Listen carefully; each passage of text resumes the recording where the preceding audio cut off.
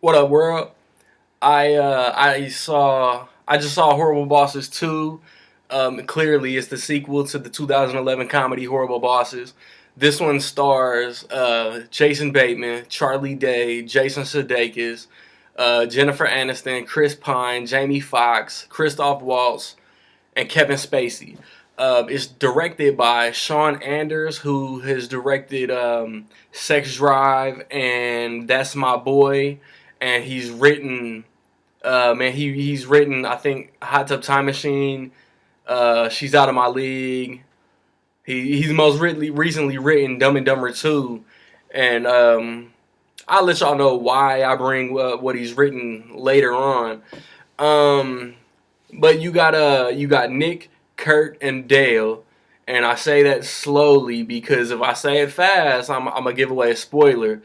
Um, and they've quit their jobs that they had in the first movie. They're working for themselves. They're trying to be entrepreneurs, and they go into a business deal with Christoph Waltz and Chris Pine, and it goes south.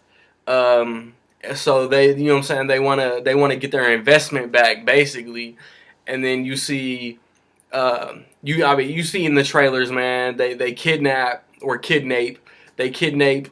Chris Pine's character, and then it goes on from there, man. The story was cool.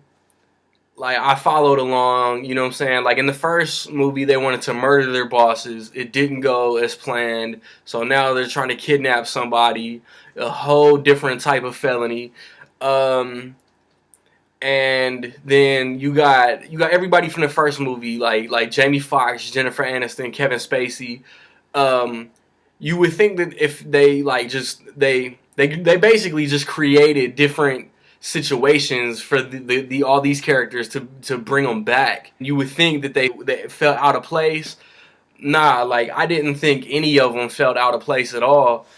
Um, and like the chemistry between the three main guys, man, like they're all so funny.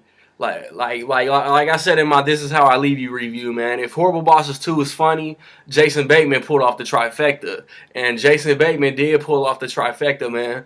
Bad Words is one of the most underrated movies of the year. This Is Where I Leave You is pretty underrated to me, and then this movie is funny as hell. All three good movies, man.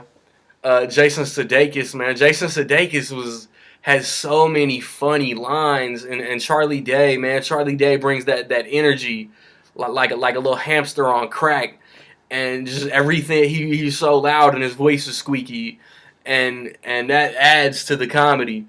And they can never all agree on something. They're disagreeing on what they're gonna do, how they're gonna do it, who's gonna say what. But don't say none of their names. Chris Pine plays the perfect douchebag. I loved him in this role. Some people might think that Christoph Waltz was a little underused, but I thought he did a good job, man. Like he you know he can be a good bad guy. He's a likable bad guy, no matter how bad he is. Inglorious Bastards, even Green Hornet. Um, and and then like he's one of the reasons why I'm kind of interested in Tim Burton's Big Eyes that comes out next month. And then Jamie Foxx was funny. Jennifer Aniston, man. I love Jennifer's, man. Lopez, Aniston, and Lawrence. Um, oh my goodness. But then and Kevin Spacey, man. Like Kevin Spacey gets a lot of the trailer action, if you will. And I mean the direction was cool. It is what it is. Um, the dude from Waiting, who never got a word in, wrote the first movie, and he came back to write this one. When he had a partner, they both wrote. The writers of Horrible Bosses wrote Horrible Bosses too, and all Sean Anders did was direct. I don't think he had any input in the dialogue at all because this shit was funny. And he wrote Dumb and Dumber 2, and a lot of people didn't like Dumb and Dumber 2. I thought it was cool for what it was, but not the original. My review is up. Go check it out. Like, this movie is so funny, man. And, like, if they want to make it a trilogy, man, I would welcome Horrible Bosses 3. Um, like, there might be some plot holes. What movie doesn't have plot holes and issues here and there? But this is a comedy, man. And I laughed my ass off. I was, like, one of the loudest laughers in the theater. They used to be embarrassing to me. Like I remember the movie Semi Pro.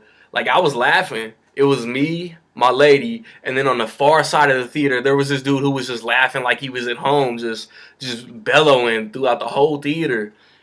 And like I've turned into that guy ever since I looked at him with judgment, and I don't care. I was one of the loudest people laughing at Horrible Bosses too.